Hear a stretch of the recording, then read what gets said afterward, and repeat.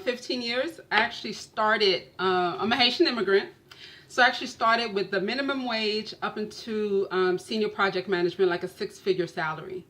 But what I love about this discussion is there's a lot of strategies that I had to put in place to combat a lot of the things that Black women are facing right now in corporate America, or have been facing. So my biggest challenge was getting past what people saw and their perceptions of me to show that I can do a job. So that's always been my case, having to prove myself. And so that part wasn't easy, but it was actually achievable. Like I said, coming from minimum wage to 6 figures, I was very intentional. And so when I listen to some of the women and I hear the conversations around equal pay, I think about being intentional about your career path. And the same thing that's required to succeed in our careers are the same skills that you need as an entrepreneur, right? We talked about women being portrayed as the angry Black woman or being viewed as too outspoken. Those are the things that we had to kind of deal with and position ourselves as a leader. So not to buy into those stereotypes, or not to believe what the other perception, you have to know who you are first. So I had to work a lot on that. And like I said, going from the hospitality industry, which was very visual, to a senior project management position, which is very male dominated. And I had to be able to stand my own. So, my question is a hard question. And my question is, isn't it counterintuitive to teach people that they got to prove themselves? When I see people around me, Agata, that didn't have to prove themselves. And you know what? I'll go from a personal experience. I came here with a green card, right? So not only was I at a disadvantage, but I had to explain who I was, where my family was from, and I shouldn't have to do that. But the reality was I had to. So I could spend all my time, all my energy focusing on why I shouldn't have to prove myself, or I could learn how to position myself, right? So which battle do you want to fight? And my thing with the women is, why not fight the battle of proving myself and getting 100% of the revenue? And that's a great point, of course. Myself, here's the thing. When you're an entrepreneur, really nobody knows who owns your company. Right. When you're an entrepreneur, nobody knows who owns your company. There are so many companies that that you do business with right to this day, and you don't even know who owns them. So when it's all said and done, I think that's only right. So why isn't it corporate America that I gotta keep proving myself over and over? The terminology may be different, Coach, but I know you work with a lot of your clients in establishing their brand and having the testimonials and stuff. So in corporate, it's the same thing. So to own your place or secure a position, you have to show that you're qualified for that position, right? So building that confidence, that's a transferable skill, right? So if you don't know how to do it in a corporate job, you won't be successful in an entrepreneur space. I agree. So, one thing I want you ladies to look at, and I'm waiting on my winners to come across now. You want to be eligible to win everything from a laptop, tablet, straw pods, ring lights. Make sure you register at bit.ly/Black Women Equal Pay. We're going to be giving away some more prizes as soon as my team tells me who's the winner is. Okay. So I'm waiting on them to come through. But I want you guys to start looking at the information that you learn from your job. Thank you, Living Life Blessed. And the information that you learn from, your experience in life is on the job training. Right. And I want everybody under the sound of my voice to know that not only can you #demand more, but you can get it. And you have to ask. Needs what you have. Right. And so instead of being conditioned to work a job, we need to learn how to generate more money. And that's actually what I teach women, bit.ly/money my money 1/8. Because once you know how to monetize your skills and your gifts and your talents, you don't have to sit and wait on a paycheck. Right. And that's big. That's big, knowing to ask. I think when we talk about the equal pay, black women equals pay, and you say, why is there such a gap? It's the ask. Even in your corporate, I know that was one of my biggest mistakes too, starting in my career. I always negotiated the positions that I wanted, but I didn't really negotiate my salary. I asked. And if it was a no, then I accepted that because I knew what position. Some of us don't even ask. So ladies, write that down. ASK. Right. Ask for what you want. Sheryl Sandberg, she talks about that in her book, Lean In. Right. She talked about how she walked somebody just type in ask real quick. She walked all across the campus at Google one day, pregnant, right, sweating, and she got into the office and was like, why don't we have parking for maternity women? And the guys were like, y'all never asked us for it. Right.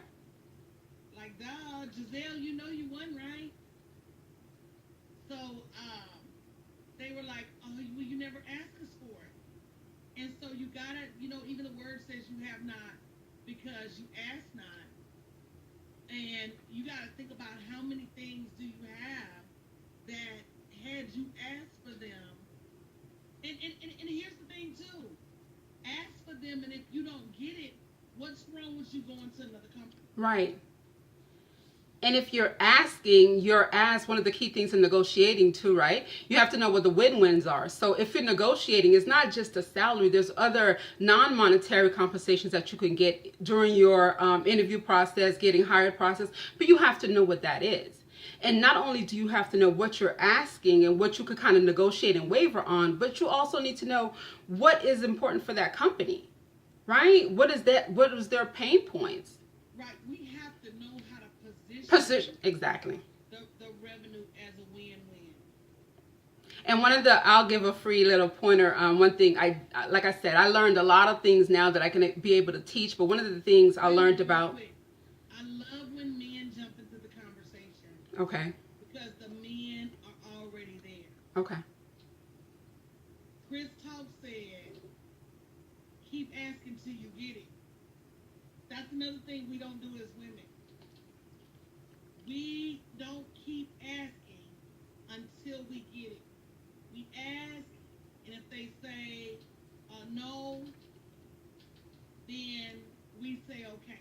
Right. And this is not always about being worth what we ask for, because a lot of people ask for money that they're not worth. Right. Right. A lot of people ask for money, and a lot of people make money that they're not worth. This is about what do you think you're worth. And with women, we tend to negate our worth, right? Versus increasing our worth. And that viewer made a good point too, as far as asking and keep asking.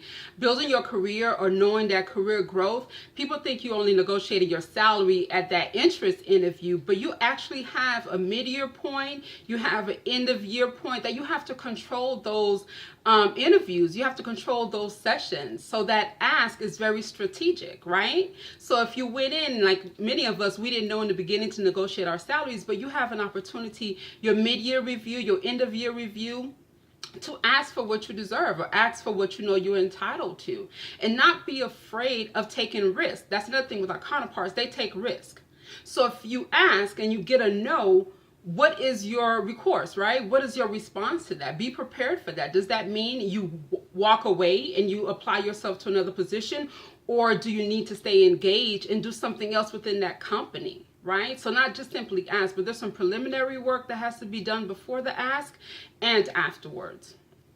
But I love this. I love the conversation. And I was thinking earlier, Coach, I wish someone had these. I had mentors, I had coaches throughout my career, but this frank and honest conversation that you're having now for Black women, I wish I had that. Even when I moved from Miami to Atlanta, if someone had this conversation with me, I would have hit that 6-figure salary mark sooner, like years. Did you hear what she said? She said if somebody would have had this conversation with me, I would have hit the 6-figure mark much sooner. Right. And to be honest with you, I would have to. Right. I also don't think I would have stayed as Okay. long in corporate America. I think that I would have gotten away faster Okay. if I knew what the options were. And had I not been so complacent, Okay. and because every time I got a promotion, I was making more money than I'd ever made in my life. Right. But it wasn't what Bill was making, Right. it wasn't what John was making, and it's still because of my physical investment to the job, it still caused me to struggle. Right. Because anytime you work more hours, you pay more daycare. Right. And can I say this to you? I know you're business, right? We're all business, but being in the career field too, I heard you say earlier to another speaker that, you wish you had that time with your kids, when they were in their elementary, middle school days. But in our careers, women, there's a way to negotiate and navigate that space. I was blessed enough, after I have two boys, to take a year off from my career and not lose my position, not take a hit on my income, but there was some work that I needed to do beforehand. So even in your careers, there's work, things that you could put in place that when you do decide to go off and have kids, or you do have to take care of a sick, ailing parent, that you have those other means of supporting yourself and your family. I know it's not ideal, six-figure business. I think the right focus is that you should ask. Right. There are companies that are super mom friendly, that support work-life arrangements and work-life balance that would allow you to facilitate taking a sabbatical or taking extended maternity leave and things like that. I know my job has daycare. Okay. So in the summer, my kids stay right across the water from me. Like, Okay. they at a water park. So I could literally look out my office window. So your babies. See them playing. I could go eat lunch with them. I could go. Somebody got stung by a bee. I just had to walk across the lawn, Right. across the campus, and go and check on them. So that was a benefit, but it still wasn't the same as working at home, working from home. And technology is just really catching up to that. Right. Everybody doesn't have. Hey, Latina chick. Everybody doesn't have. And Latina chick, you need to do this for National Latina Equal Pay Day. You need to do the same thing. Hey, Living Life 41. So, everybody didn't have that option. It's getting more and more prevalent, but everybody didn't have the option back then. But again, I think the resounding, we hear you, Agata, and we need to ask. Right. And take control of your own career. Take control of your own path. Know when those promotions are set. Know what position you want to go into. No one's going to hand it to you, right? You're not going to, your manager, you might be blessed enough to have someone that's your champion, but that's not always the case. So if you don't take ownership of that and learn some of these skills and position yourself and think about the different components of how you want to be seen as a leader, how you want to be seen in your industry, if you don't own that now, you're always going to be behind. You're always going to be impacted by that 38%. Thank you so much for joining us today. I appreciate you. Thank you so much. I think that, guys, I know this conversation is hard to hear, but at the same time, I think this conversation will free you if you understand what we're actually saying. I'm still waiting on my team to tell me the two winners from Instagram. Did you send me that also, Beast, and I missed it? You're giving us some great prizes, too. Oh, I'm giving away some I heard tablets and, right, and an opportunity to sit with you as well. That's awesome. That's an awesome. If you haven't already shared the broadcast, make sure you share the broadcast. In order to be able to win, you have to be registered at bit.ly/Black Women Equal Pay. Yeah, ask Bria for the IG. So let me go ahead and give away two super fantastic planners Woohoo! before I introduce this next speaker. Let me give away this one. To Patricia DeShazer, one of my girls. Thanks for tuning in, Trust 3. She's gonna win this amazing time management plan. Wow. It's called Get the F Out So You Can Show the F Up. And get the F out is not what you think. The F is about finances, family, future, faith, fitness, food, and fun. So that you can show the F out. That means so that you can meet the goals that, you want to live in your life. And women, I know as women, time management is huge Right. for us. The majority of the time, we can't manage our time because we can't manage our money. And Shalonda, you can come on in while we're giving away these prizes so we can transition seamlessly to the next individual. So this goes to Favorite Yahweh. My team is going to be reaching out to you. Thank you for sharing on Twitter. And then also to Dr. Leisha Looking Live. Thanks, thanks for sharing on Twitter, bit.ly/Black